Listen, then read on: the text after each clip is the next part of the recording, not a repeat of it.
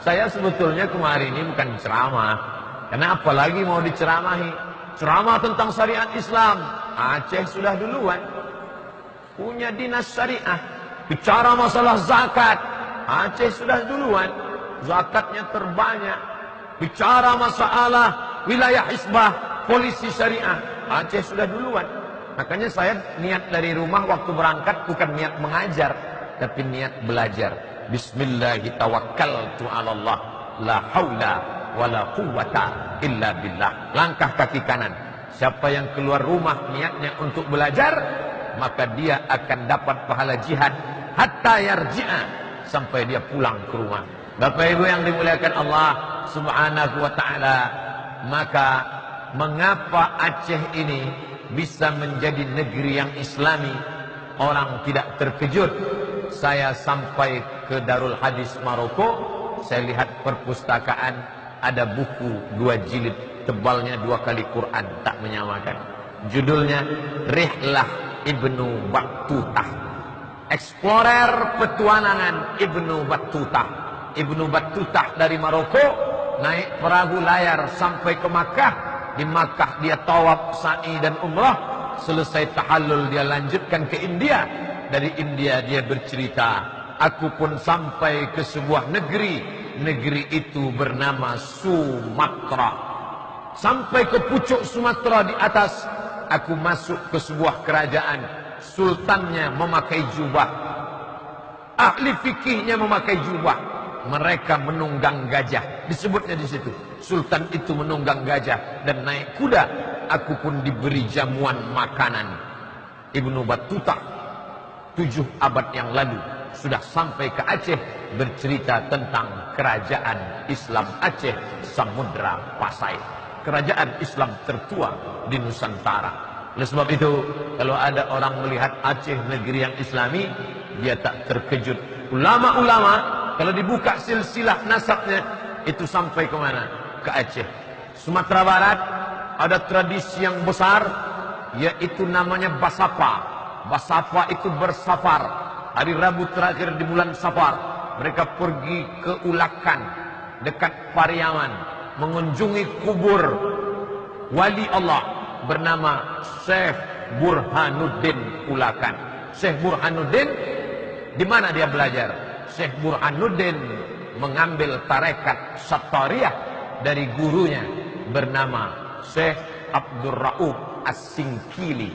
Singkili artinya singkel dari Aceh. Orang yang pertama menerjemah Al-Quran. Al-Quran bahasa Arab, tak paham orang bahasa Arab. Diterjemah Terjuman Al-Mustafid fi Ma'anil Quranil Majid. Quran Arab yang pertama diterjemah ke bahasa Melayu. Penterjemahnya adalah Syekh Abdul Rauf As-Singkili. Syekh Abdul Rauf Singkel punya murid. Muridnya yang satu pergi ke Sumatera Barat, itulah dia Syekh Burhanuddin Ulakan. Yang satu lagi pergi ke Jawa Barat, menjadi pengembang Islam di Jawa Barat. Itulah dia Syekh Abdul Muhi. Syekh Abdul Muhi mengembangkan Islam di Jawa Barat, mengambil dari Syekh Abdul Rauf Singkili. Yang satu lagi pergi ke Sulawesi, dia adalah Syekh Yusuf Al-Makassari Tajul Khalwati. Itu pun 3 silsilah nasab. Syekh Yusuf Al-Makassari, Syekh Abdul Rauf As-Singkili, Syekh Abdul Muhi Pamijahan, Syekh Burhanuddin Ulakan. Semuanya mengambil dari Syekh Abdul Rauf As-Singkili. Saya melihat buku emak saya kecil, Perukunan Melayu. Bapak Ibu yang sudah agak tua, umur 60-70, belajar sholatnya dari mana? Perukunan Melayu. Perukunan Melayu itu adalah ringkasan dari kitab Sabilal Muqtadin, kitab fikih yang ditulis ulama dari Kalimantan Selatan, namanya Syekh Muhammad Arsad Al-Banjari. Al-Banjari orang Banjar, As-Singkili orang Singkel, Al-Kutacani Kutacan. Ada namanya ulama Syekh Muhammad Arsad Al-Banjari, menulis kitab fikih namanya Sabilal Muqtadin. Sabilal Muqtadin orang Banjar Kalimantan Selatan sangat cinta kepada Syekh Muhammad Arsyad Al-Banjari, maka dibangun satu masjid besar. Nama masjid itu Masjid Sabilal Muhtadin. Tapi banyak orang keliru. Syekh Muhammad Arsyad Al-Banjari menulis Sabilal Muhtadin itu adalah kitab syarah penjelasan. Kitab induk intinya apa? Intinya adalah kitab Siratal Mustaqim yang ditulis oleh Syekh Nuruddin Ar-Raniri, ulama Aceh, yang namanya diabadikan menjadi UIN, IAIN Ar-Raniri, yang berubah menjadi UIN Ar-Raniri. Maka berbicara Islam adalah berbicara Aceh, dan Aceh adalah Islam, simbol kejayaan Islam. Sebelum Nabi Muhammad lahir, orang Mesir sudah datang ke Aceh. Orang Mesir ke Aceh mau ngapain? Dia mau mencari ada satu batang pokok kayu, kalau dipotong keluar getahnya, dan getahnya itu namanya kamper. Getah kamper itu mereka bawa untuk mengawetkan mayat. Mayat kalau dikasih kamper maka tidak akan dimakan cacing.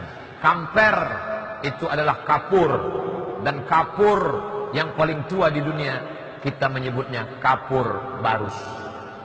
Barus di bawah kerajaan Aceh sebelum merdeka menjadi Republik Indonesia berdaulat 1945. Dulu itu Barus masuk kerajaan Aceh. Maka kapur Barus, orang dari Afrika Utara, Mesir, sudah kemari untuk mengambil kamper. Makanya kalau lemari kita banyak kecoa, banyak ulat, masukkan kapur Barus, insya Allah tak akan ada kecoa. Maka badan kita kalau tidak mau dimakan ulat, makanlah kapur Barus. Bapak Ibu yang dimuliakan Allah Subhanahu wa taala, menjadi orang Aceh adalah kebanggaan.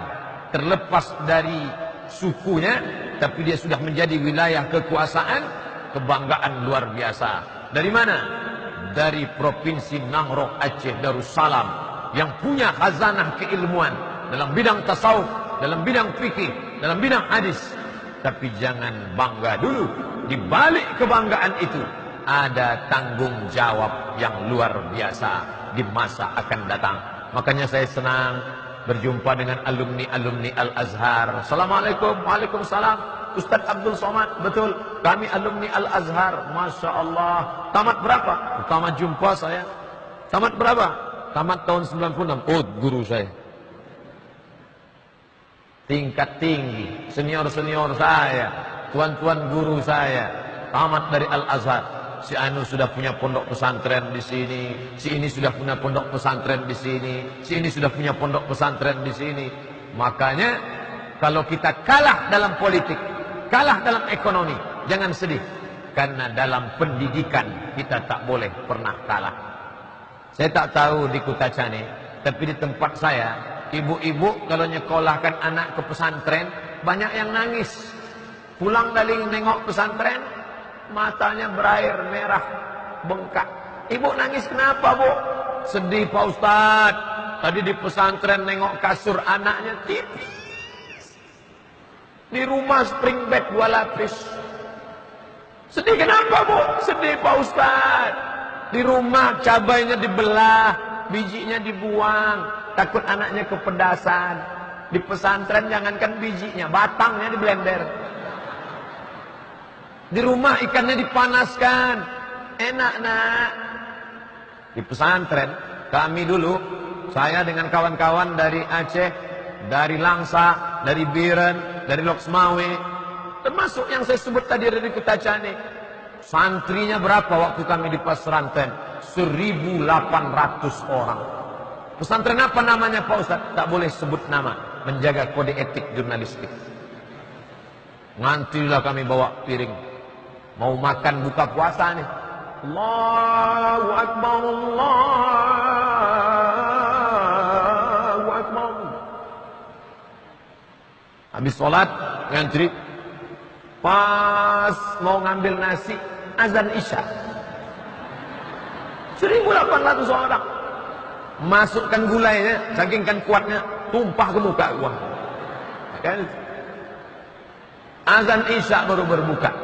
Rela dari Kutacani, saya baru tahu sekarang perjuangan kawan-kawan saya dari Kutacani sekolah dulu ke pesantren dari tahun 1993 sampai sekarang. Sekarang kalau ditanya, kemana si Anu dulu? Sudah menjadi pegawai Pemda. Kemana si Anu?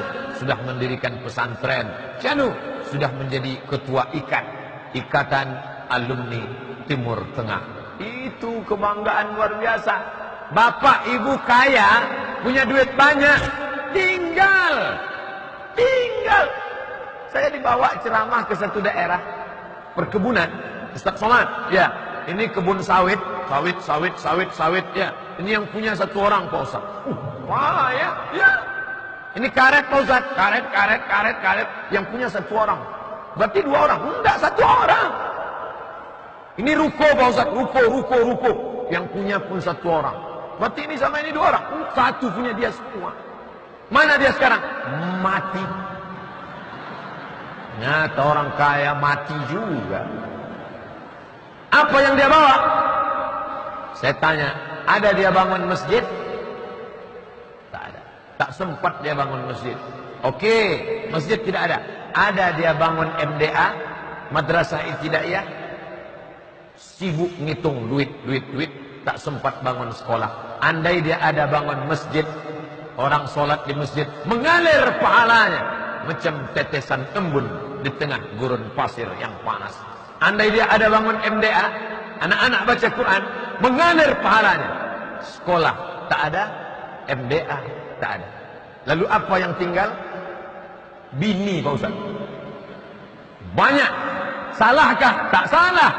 Tapi kalau sempat mendidik anak, ada anaknya jadi ulama, ada anaknya jadi bupati yang membangun masjid Islamic Center, ada anaknya yang jadi anggota dewan memperjuangkan Pemda Syariah, ada anaknya yang jadi orang kaya yang menyekolahkan anak yatim. Tak ada. Lalu anaknya kemana? Anaknya tinggal dua Pak Ustaz. Tuh, tadi katanya anaknya banyak, tapi perilakunya dua. Kalau tak jadi hantu, jadi setan. Akibat tidak sempat mendidik anak-anak.